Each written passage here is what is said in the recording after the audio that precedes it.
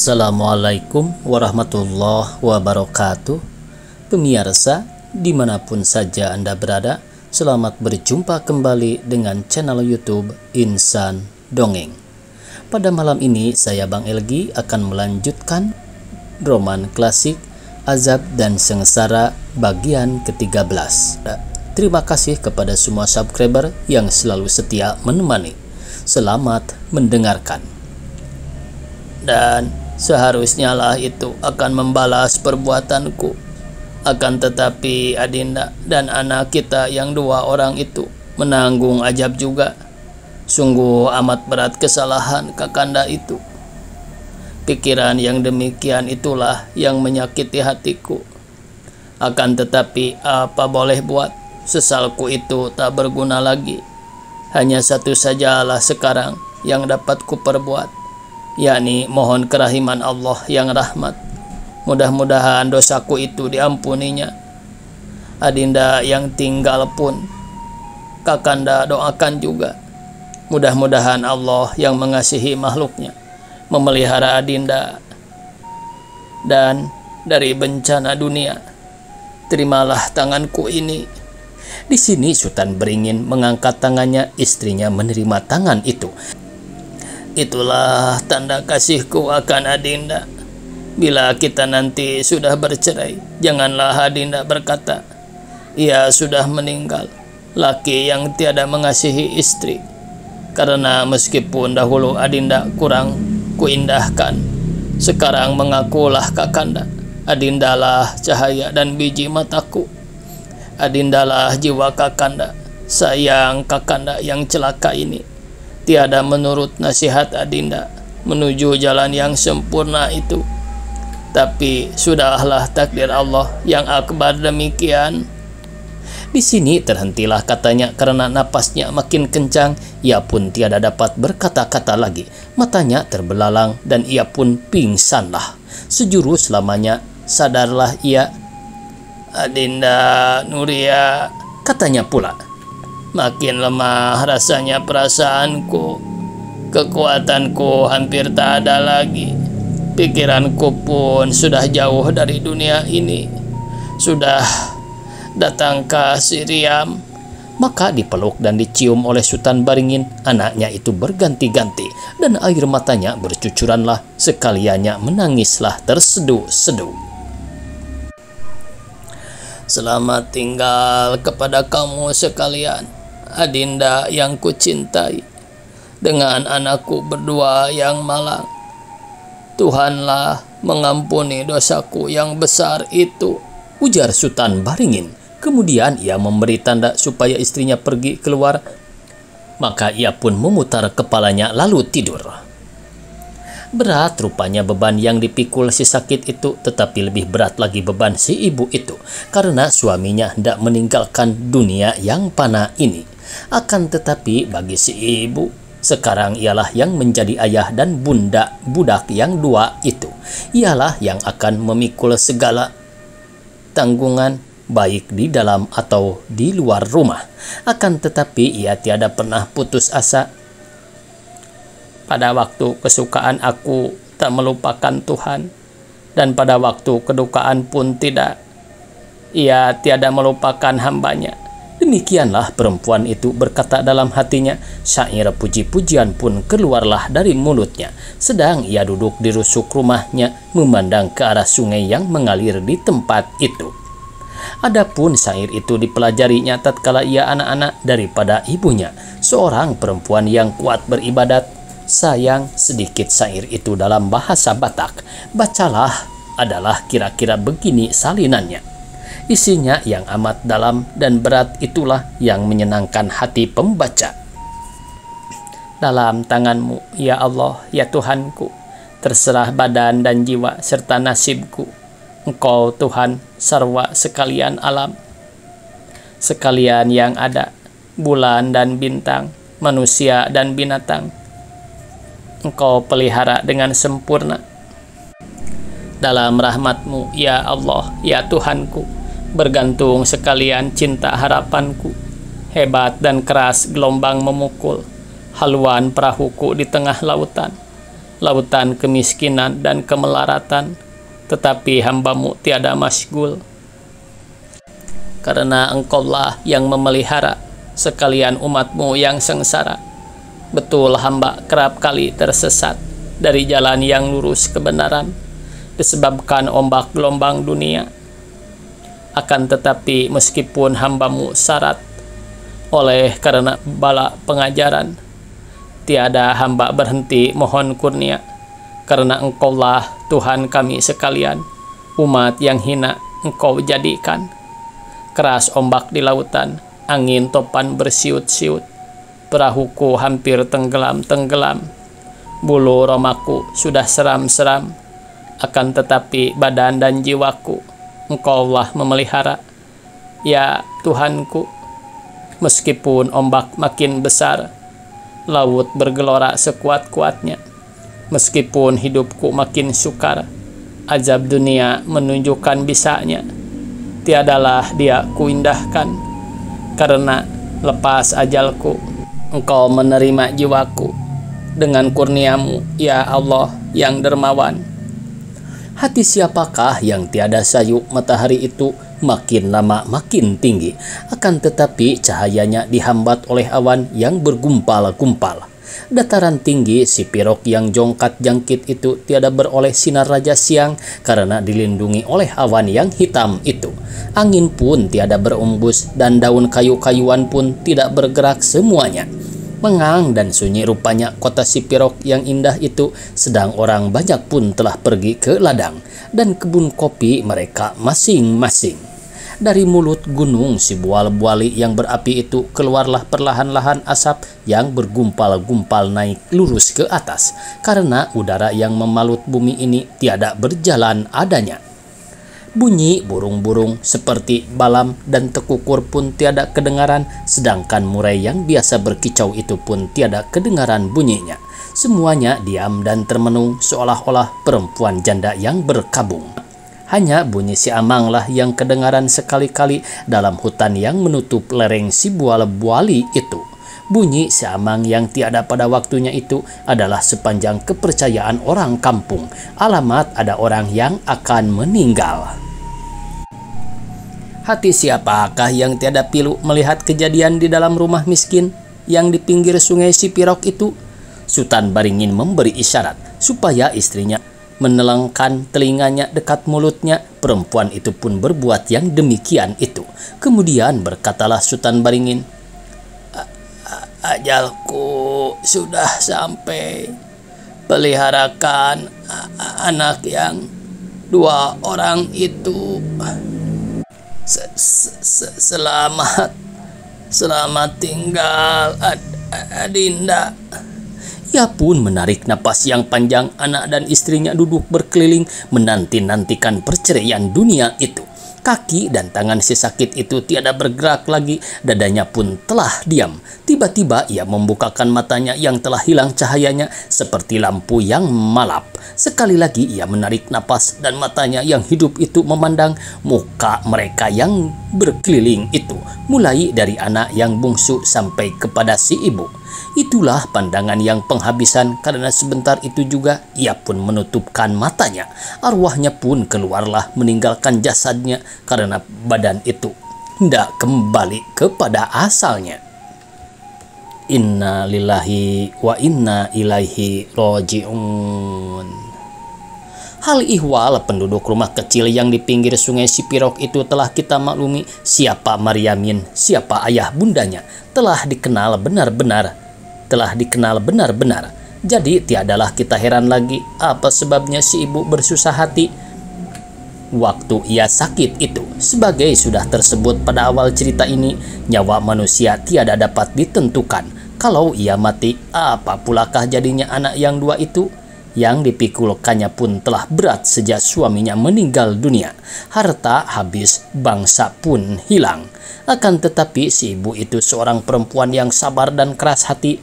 Beban itu dipikulnya dengan pikiran yang tenang. Karena meskipun hidupnya di dunia ini makin sengsara, Hatinya pun makin tetap juga dan imannya bertambah teguh. Sekalian penanggungannya yang berat itu diserahkannya kepada Tuhan yang pengasih. Karena tahulah ia bahwa di dunia ini suatu pun tiada yang kekal. Mereka anak beranak dalam kemelaratan, siapa tahu besok lusa datang perubahannya. Meskipun kesenangan itu tiada diperoleh di atas dunia ini, tentu kita makin cinta kepada kesenangan yang diterima umat Allah yang percaya kepadanya pada hari yang kemudian. Sebab memikirkan itulah si ibu bertambah-tambah asyiknya berbuat ibadat, dan ke dalam hati anaknya ia selalu menanam biji pengajaran agama, karena ia tahu agama itulah yang menjadi tembok batu tempat kita berdiri di waktu banjir dan air pasang. Agama itulah yang memberi tenaga bagi kita akan memikul beban kehidupan kita. Agama itulah yang menghiburkan hati kita yang gundah gulana sebab keazaban dunia, karena firman Tuhan kita ketahui hidup di dunia yang sengsara itu akan bertukar dengan kesenangan yang kekal di akhirat. Harapan akan kesenangan di akhirat, tempat bersukacita itulah menjadikan kita terhibur, meskipun air mata kita di bawah langit ini acap kali tercucur. Memang berat tanggungan ibu yang salehah itu, sebenarnya lah itu waktu suaminya hidup dan sepeninggal dia. Bukankah banyak yang dideritanya karena suaminya? Akan tetapi, meskipun demikian lebih suka jugalah ia kalau mimpinya itu tiada kejadian. Benarlah sekarang apa yang dimimpikannya itu, gempa amat kuat, tanah menelan suaminya, kekayaan habis semua, hanya ia bertiga dengan anaknya lah yang tinggal. Akan tetapi tak guna duduk bercintakan itu, karena takdir Allah atas hambanya tak dapat ditolak. Karena suaminya tiada lagi, harta benda pun tiada yang tinggal, terpaksalah si ibu membanting tulang akan mencari nafkah, sesuap pagi dan sesuap petang untuknya anak beranak.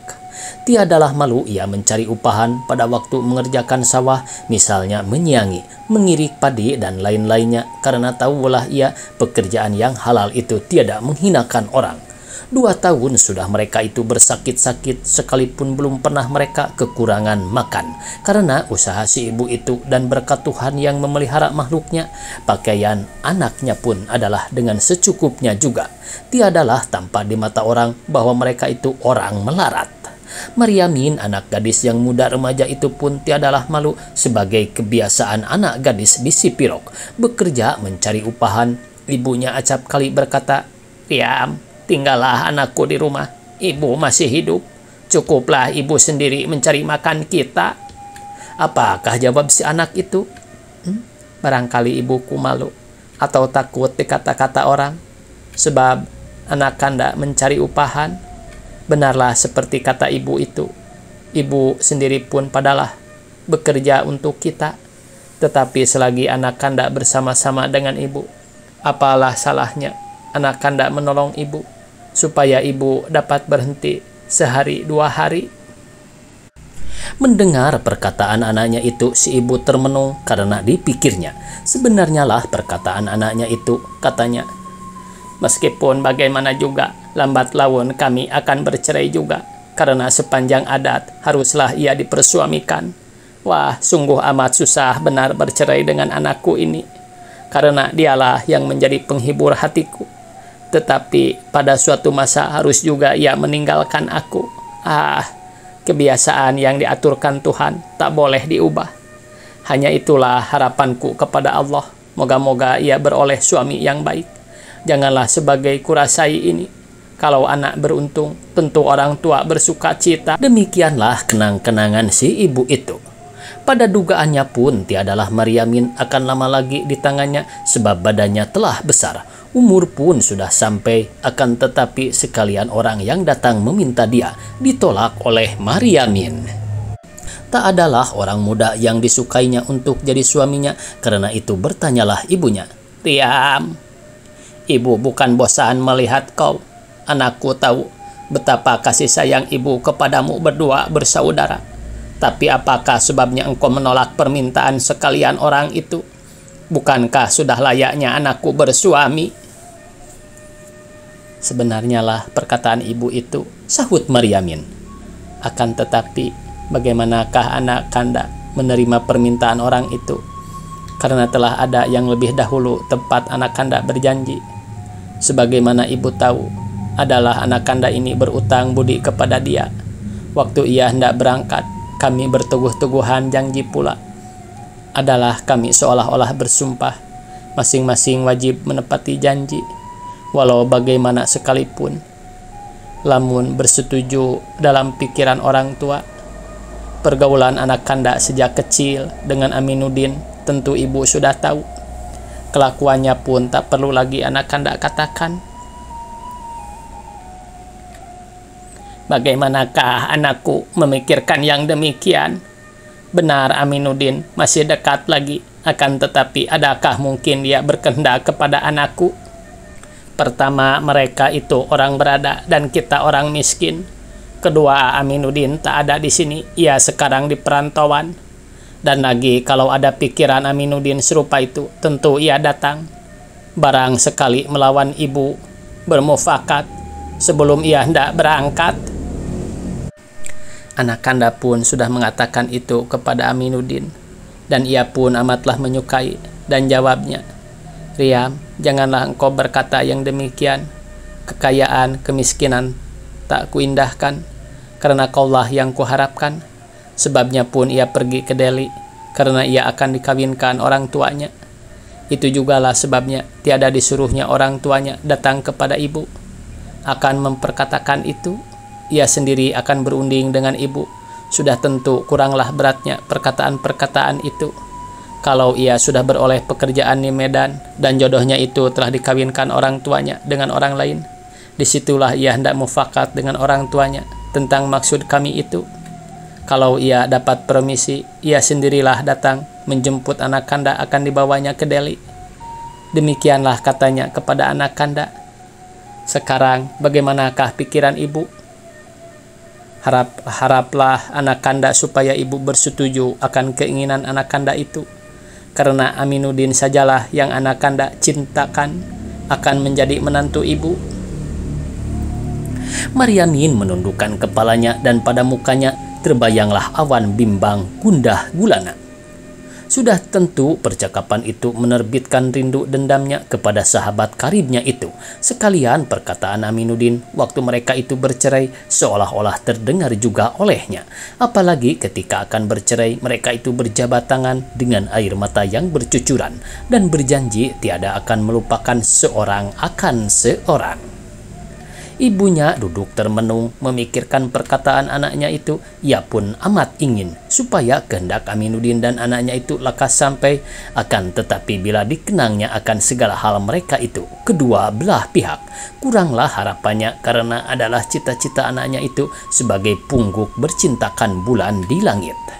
Ia pun memandang Maryamin seraya berkata, "Semuanya hal ini kita serahkan kepada Tuhan. Sebab ialah yang tahu mana yang baik akan hambanya." Sekalian, angan-angan kita benarlah takkan diperoleh. Kalau Allah tiada mengizinkan, tapi ingin jugalah anak Kanda akan mengetahui. Adakah ibuku mengizinkan anak Kanda akan jadi istri Aminuddin? Tanya Maryamin kepada ibunya. Mengapakah ibu tiada mengizinkannya asal diperkenankan oleh orang tuanya? Kalau tiada demikian, tentulah Riam menjadi pokok percederaan antara anak dan orang tua, sahut ibunya kepada Maryamin. Ya, janji kami pun begitu juga, Ma. Itulah sebabnya anak Kanda bertanya tadi. Kalau bunda tak bersetuju, Aminuddin pun tak mufakat juga dengan orang tuanya. Sudah tentu ayah bundanya berkenan akan permintaannya itu.